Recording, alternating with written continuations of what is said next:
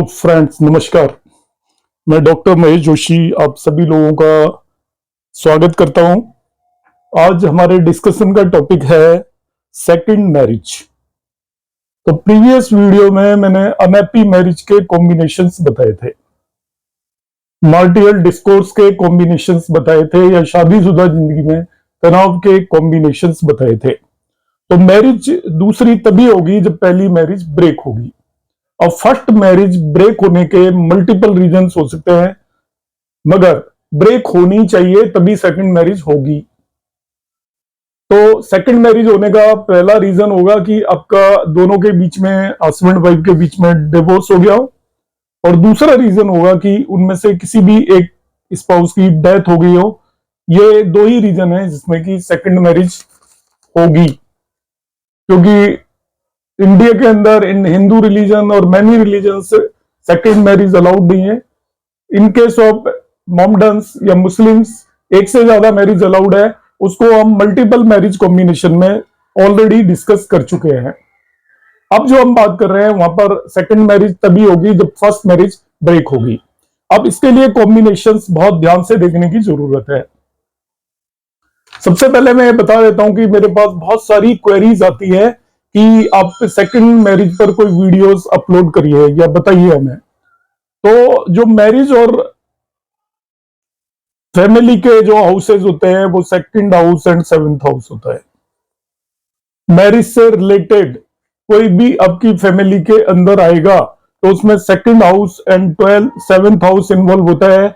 12th house एक अलग तरीके का हाउस है, ऑल्दो ये भी मैरिज से रिलेटेड है, मगर 12th हाउस को फुलफिल करने के लिए आपको किसी के साथ फॉर्मली मैरिज करने की जरूरत नहीं है। ये सेक्सुअल प्लेजर का है, वो आप किसी के साथ लिव इन में रह के भी कर सकते हैं, फ्रेंडशिप में भी रह के कर सकते हैं, मगर फॉर्मली मैरिज होने के लिए दूसरा भाव और सातवां भाव जरूरी है। तो फर्स्ट मैरिज को हम सातवें भाव से देखेंगे और दूसरी मैरिज को हम दूसरे भाव से देखेंगे। तो पहला मैं यहाँ पर पॉइंट जो बता रहा हूं उसको आप नोट कर लें कि सेकंड मैरिज को हम सेकंड हाउस से देखेंगे। जेमिनी एस्ट्रोलॉजी की जब मैं क्लासेस लूंगा तो वहां पे सेकंड मैरिज के बारे में मैं बताऊंगा, वो पद से हम किस तरीके से सेकंड मैरिज को देखते हैं। अभी मैं आपको पाराशरी एस्ट्रोलॉजी के बेसिस पर ही बता रहा हूं। तो अब आप timing of second marriage, although मैं इस पे भी एक वीडियो बनाऊंगा, मगर मैं फिर भी बता देता हूं जो मेरे वीडियोस को फॉलो करते हैं, मेरे चैनल को फॉलो करते हैं। टाइमिंग ऑफ फर्स्ट मैरिज के लिए मैंने 9 टेक्निक्स बताई है आपको, और वो सभी 9 टेक्निक बेस्ड है ऑन द 7th हाउस। अब उन्हीं टेक्निक्स को आप सेकंड हाउस पर यदि लगा देंगे तो सेकंड मैरिज की टाइमिंग्स आपको पता चल जाएंगी। किस तरीके से लगाना है मैं बाद में बताऊंगा, मगर आप सेकंड हाउस पर उन्हीं टेक्निक्स को लगा देंगे तो आपको पता चल जाएगा कि कब सेकंड मैरिज नेटिव की होने वाली है या होने वाली है या नहीं भी होने वाली है। अब मैं आता हूं, पहले सेकंड मैरिज के कॉम्बिनेशंस क्या है उनकी बात करता हूं। यहां पर जो डुअल राशि है उनका बहुत इंपॉर्टेंट रोल होता है। डुअल राशि होती है 3, 6, 9, 12, 3, 6, 9, 12, जिन्हें द्वीप स्वभाव राशि बोलते हैं। तो सेकंड मैरिज में इनका बड़ा इंपॉर्टेंट कॉम्बिनेशन होता है। आपकी जो फिक्स साइन है वो होते हैं 2, 5, 8 और 11, और मूवेबल साइन होते हैं 1, 4, 7, 10। तो ड्यूल राशि और वीनस का बहुत ही इंपॉर्टेंट रोल होता है इन सेकंड मैरिज। यदि वीनस मीन शुक्र जो शादी का कारक है वो यदि डुअल साइन के अंदर हो, 3, 6, 9, 12 में हो, तो इसका मतलब ये बिल्कुल भी नहीं है कि जिसके 3, 6, 9, 12 में वीनस है उसकी दूसरी शादी होगी। मगर आप सेकंड मैरिज का कॉम्बिनेशन तभी देखेंगे जब फर्स्ट मैरिज ब्रेक हो चुकी है। अब आप देखिए उसका वीनस 3, 6, 9, 12 साइन में है क्या। यदि इनमें किसी भी साइन में है तब आपको देखना है उसका डिस्पोजिटर। डिस्पोजिटर का यहाँ पे मैं मतलब बता देता हूं समझाने के लिए। सपोज मैंने यहाँ पे 3 साइन ले लिया, यहाँ पे वीनस बैठा हुआ है, 3 में होगा, 6 में होगा, 12 में होगा, इसी तरीके से होगा। तो मैंने 3 साइन लिया, सपोज मैंने पाइसेस लगने की कुंडली में कन्वर्ट कर दिया इसको, या 12 साइन होगा, या 3 होगा, या 6 होगा, या 9 होगा। इनमें से किसी भी साइन के अंदर वीनस प्लेस्ड है, तो यहाँ पे वीनस बैठ गया, इसका डिस्पोजिटर हो गया मरकरी। तो वो जो इसका डिस्पोजिटर है उस पर डिपेंड करेगा। यदि इसका डिस्पोजिटर एक्सोल्टेड है, उच्च का है, ओन साइन में है तो वो सेकंड मैरिज को इंडिकेट करता है। तो मैं इस कॉम्बिनेशन को फिर से बता देता हूं कि वीनस जो शादी का कारक है वो आपका डुअल या द्विस्वभाव राशि के अंदर हो, और उसका जो डिस्पोजिटर है, मतलब वो जिस राशि में बैठा है उसका लॉर्ड, जैसे यहाँ पे 3 साइन में बैठा है उसका लॉर्ड हो गया मरकरी, वो अपने उच्च के साइन में या ओन साइन में जाकर बैठ जाए। इस पर्टिकुलर कॉम्बिनेशन के अंदर ये एक से ज्यादा मैरिज को बताता है। फर्स्ट कॉम्बिनेशन है, तो जो स्टूडेंट है वो नोट कर सकते हैं। सेकंड मैरिज का फर्स्ट कॉम्बिनेशन है Venus in dual sign and इस डिस्पोजिटर इज ईदर एक्सोल्टेड और इन ओन साइन। तो सेकंड वन कॉम्बिनेशन की बात करेंगे हम। वीनस खुद भी एक्सोल्टेड होना चाहिए या ओन साइन में होना चाहिए या वर्गोत्तम होना चाहिए। वीनस ओन साइन में हो, एक्सोल्टेड हो या वर्गोत्तम हो। वीनस एक्सोल्टेड होता है 12 साइन में। तो शुक्र यदि 12 राशि में हो, जिन्हें ज्यादा नॉलेज नहीं है वो ऐसे देख सकते हैं कि शुक्र या वीनस 12 साइन के अंदर हो, एक्सोल्टेड हो गया। वर्गोत्तम तब बोलते हैं किसी भी प्लेनेट को जो ये बर्थ चार्ट मतलब D1 कुंडली और D9 कुंडली में एक ही राशि सेम साइन में हो, तो वो प्लेनेट वर्गोत्तम हो जाता है। या वीनस अपने खुद के साइन में हो, वीनस का अपना साइन होता है 2 और 7, 2 और 7 में भी यदि वीनस बैठा हुआ है तो वो भी मल्टीपल मैरिज को इंडिकेट करता है। मगर बाई चांस वीनस डेबिलिटेड हो या नीच का हो या शत्रु राशि में हो या वीक हो, कमजोर हो जाए वीनस, तो नीच का होता है 6 साइन में। यहां पर वीनस आकर बैठ गया, नीच का हो गया, तो वो सेकंड मैरिज अलाउ नहीं करेगा। तो मैं सेकंड कॉम्बिनेशन को फिर से रिपीट कर देता हूं। वीनस एक्सोल्टेड हो या वर्गोत्तम हो या अपने साइन में हो तो सेकंड मैरिज अलाउ करेगा। यदि वो नीच का हो मतलब डेबिलिटेटेड हो, कमजोर हो जाए, तो वो वीक हो जाए, तो वो सेकंड मैरिज अलाउ नहीं करेगा। दिस द सेकंड कॉम्बिनेशन, और ये भी वीनस का ही कॉम्बिनेशन है। जो मैं बोल रहा हूं उसे आप लिखते जाए। Third one combination, this combination is for female native, महिला जातक के लिए कॉम्बिनेशन है। फीमेल नेटिव के लिए जो मैरिज का कारक होता है वो हस्बैंड का कारक होता है, वो होता है मार्स, मंगल। अब यदि फीमेल नेटिव का डिवोर्स हो गया है, उसके हस्बैंड की डेथ होगी, तो उसकी सेकंड मैरिज देखनी है तो वह मंगल की पोजीशन देखेंगे। यदि उसकी कुंडली में मंगल स्ट्रांग है, एक्सोल्टेड है, ओन साइन में है, मूल त्रिकोण राशि के अंदर है, उसे शुभ ग्रह देख रहे हैं, तो उसकी मैरिज हो जाएगी। मार्स एक्सोल्टेड होता है 10 साइन में। इस कुंडली में यहाँ पे 10 साइन है, यदि यहाँ पर मंगल आकर बैठ गया तो वो स्ट्रांग हो गया, मैरिज करा देगा। उस पर शुभ ग्रहों का यदि एस्पेक्ट हो या दृष्टि हो तो और भी बेटर है। तो मार्स स्ट्रांग होना चाहिए, बली होना चाहिए। बली कैसे होता है वो मैं ऑलरेडी बता चुका हूं, आप देख सकते हो। स्ट्रेंथ ऑफ प्लेनेट हम किस तरीके से डिसाइड करते हैं।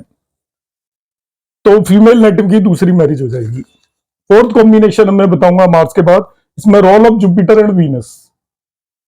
जुपिटर एंड वीनस, हमें मालूम है जुपिटर वीनस दोनों ही शुभ ग्रह है। यदि जुपिटर वीनस का उसकी लग्न पर कोई भी इंफ्लुएंस हो, लग्न के ऊपर, तो लग्न को स्ट्रॉन्ग कर देता है जुपिटर। जिस भी नेटिव की लग्न को जुपिटर देख रहा हो तो उसकी कुंडली के हजारों दोषों को दूर करता है। क्लासिकल से है, क्लासिक्स में ऐसा लिखा हुआ है। वीनस शुभ ग्रह है, तो दोनों का यदि लग्न पर असर हो तो ऐसा पर्सन अट्रैक्टिव होगा, देखने में भी अट्रैक्टिव होगा और उसकी एक्टिविटीज भी अट्रैक्टिव होंगी, तो उसकी तरफ दूसरे लोग इजीली अट्रैक्ट हो जाएंगे और वो सेकंड मैरिज होगी उसकी। और आप उसे लव मैरिज भी बोल सकते हो।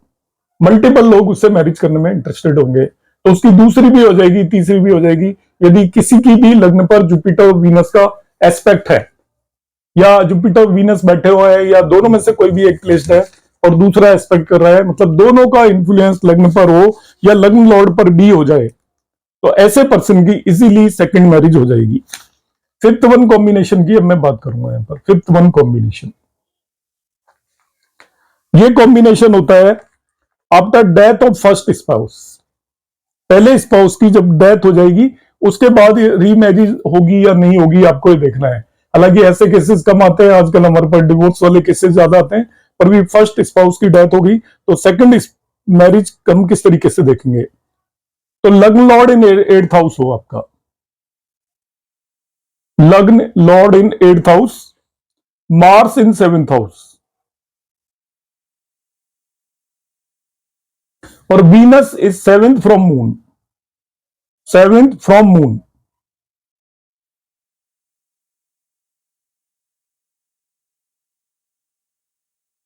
तो उसका अफेयर होगा और आराम से दूसरी मैरिज हो जाएगी इस तरह की।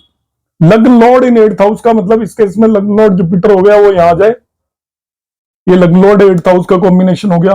मार्स इन 7th हाउस, मार्स यहां पर आकर बैठ जाए, 7th हाउस की बात कर रहा हूं मैं। वीनस हो 7th from the moon, suppose native का मून कहीं भी प्लेस्ड है, यहां पर मून प्लेस्ड हो गया, तो ये तीनों कंडीशन फुलफिल होनी चाहिए। लग्न लॉर्ड 8th हाउस में हो पहली कंडीशन, मार्स 7th हाउस में हो दूसरी कंडीशन, एंड वीनस मून से 7th हाउस के में बैठा हो, तो ऐसे नेटिव की after death of first spouse second marriage होगी, और वो भी लव मैरिज होगी, मैरिज ऑफ हिज और हर चॉइस होगी। ये नेक्स्ट कॉम्बिनेशन है इसमें। अब हम बात करेंगे 6-1 कॉम्बिनेशन की। तो 6-1 कॉम्बिनेशन है आपका पावरफुल मरकरी हो 10th हाउस के अंदर, यहां पर मरकरी प्लेस्ड हो। पावरफुल का मतलब स्ट्रांग होना चाहिए, स्ट्रांग तभी होता है जब वो ओन साइन में हो, फ्रेंडली साइन में हो, उसको शुभ ग्रह देख रहे हो, ये हमेशा ध्यान रखिएगा। पाप कर्तरी में नहीं होना चाहिए, शुभ कर्तरी में हो। तो powerful Mercury in 10th house and powerful moon in 3rd from 7th Lord, powerful moon in 3rd from the 7th Lord, मतलब मरकरी एंड 10th हाउस में आ जाए, 10th हाउस हो गया हमारा पावरफुल, और मून 7th लॉर्ड से 3rd house में हो। अब इस केस में ये मरकरी 7th लॉर्ड भी हो गया, तो इससे 3rd हाउस में आपका पावरफुल मून हो, यहां से 1 2 3 यहां पर पावरफुल मून हो।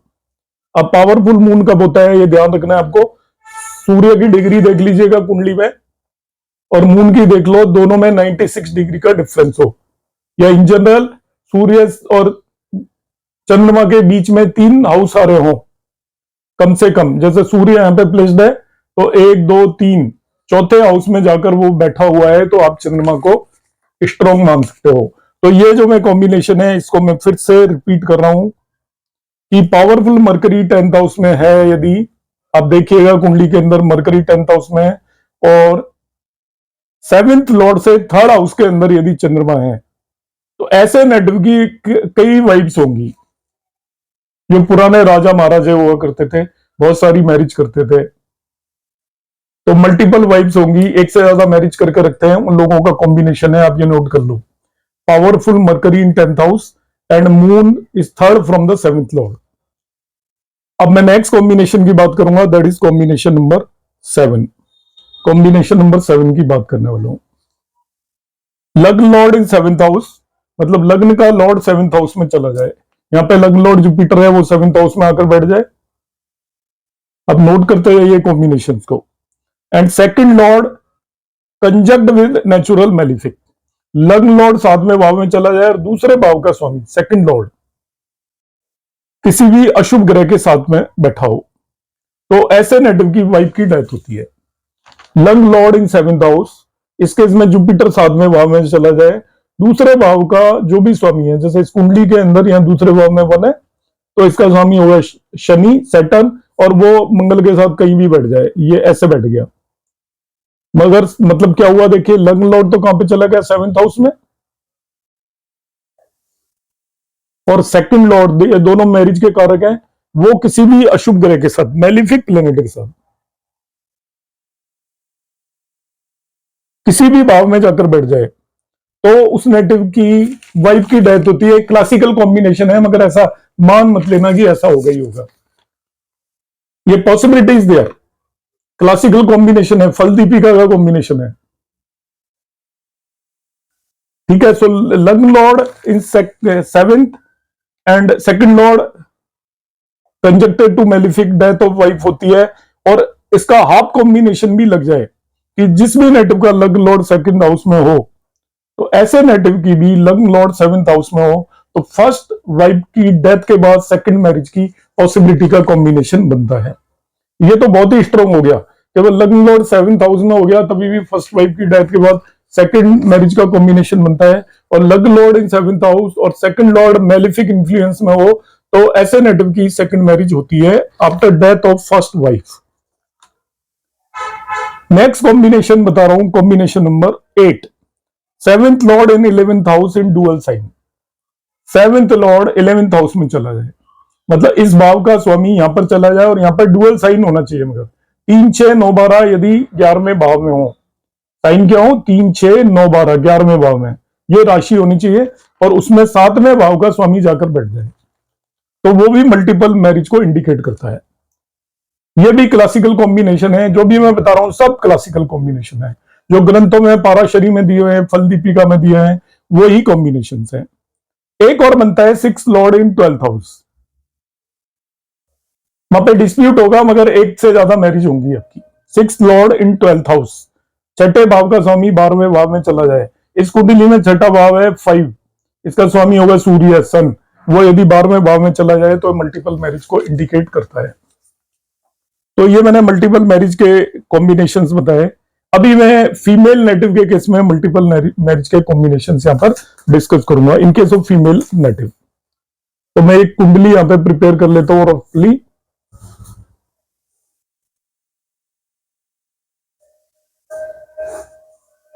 ये चार्ट हमने बना लिया। अब मैं केवल फीमेल नेटिव की बात करूंगा यहां पे।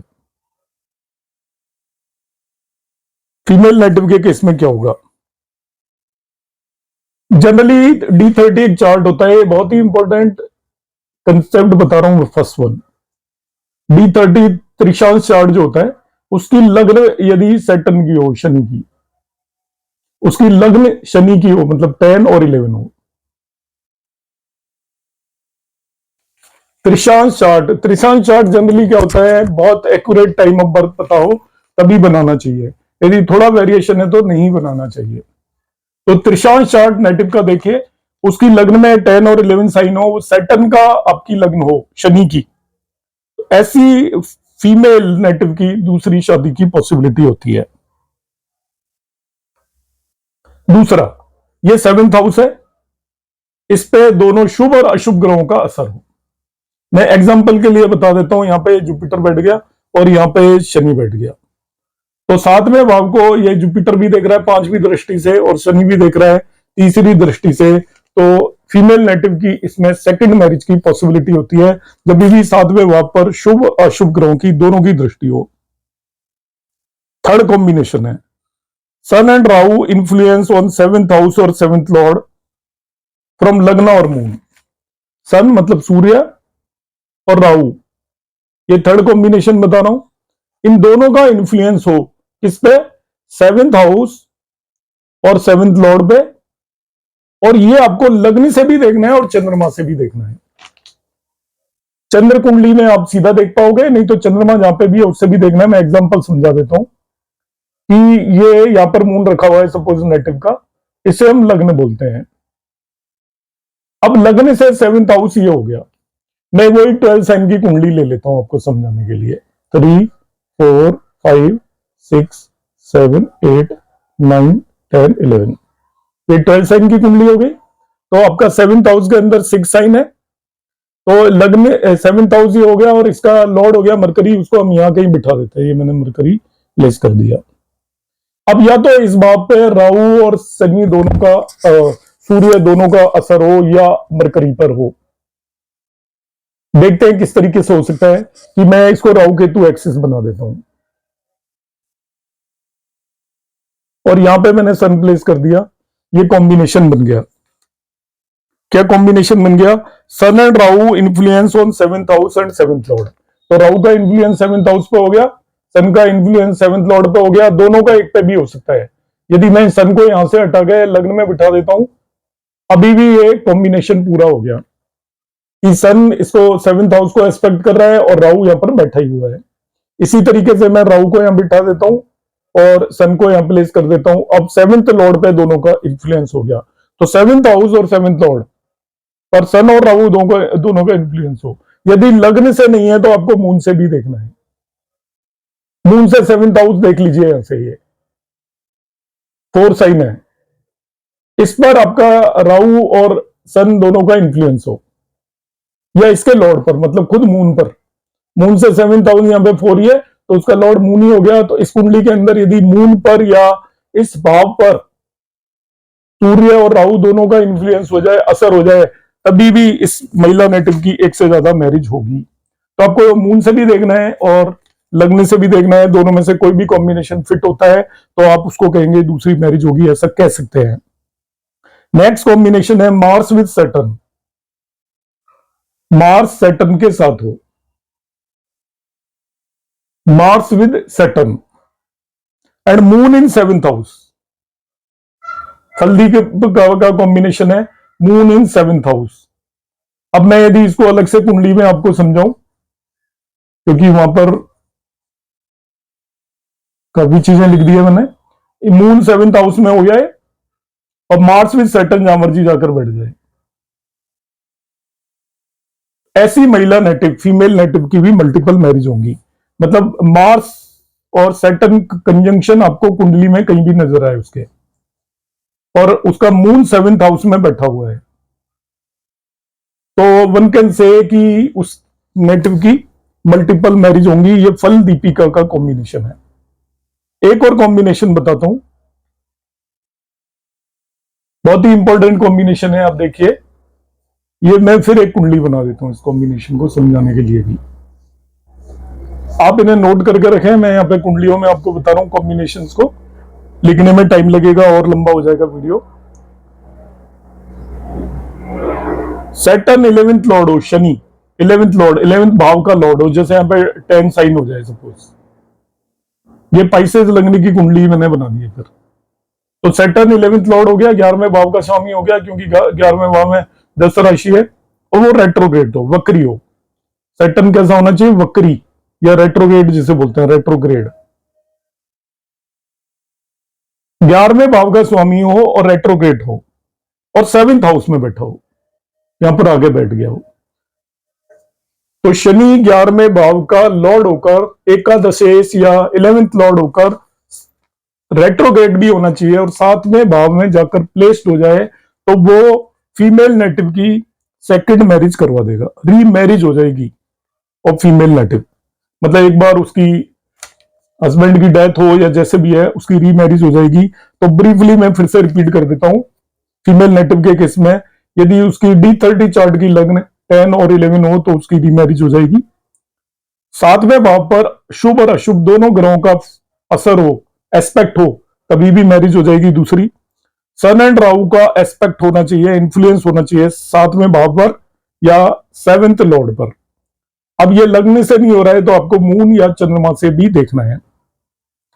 मार्स और सैटर्न कुंडली में कहीं भी एक साथ बैठे हो, कंजक्टेड हो, युति में हो, मंगल और शनि, और चंद्रमा 7वें भाव के अंदर बैठा हो 7th हाउस में, तो ऐसी महिला नेटिव की भी एक से ज्यादा मैरिज होगी। ये फल दीपिका का कॉम्बिनेशन है। शनि रेट्रोग्रेड हो, 11वें भाव का स्वामी होकर 7वें भाव में आकर बैठ गए, तभी भी महिला नेटिव की मल्टीपल मैरिज होगी, सेकंड मैरिज हो जाएगी। तो ये मैं आज आपको कॉम्बिनेशंस बताए हैं कि सेकंड मैरिज के कौन से क्लासिकल कॉम्बिनेशंस हैं।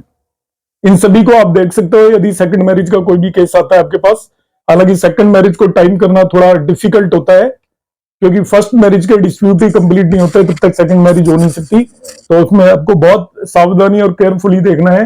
फर्स्ट मैरिज आप काफी एक्यूरेटली टाइम कर सकते हो, मगर सेकंड मैरिज में ऑलवेज वहां पर एरर की पॉसिबिलिटी 50% होती है।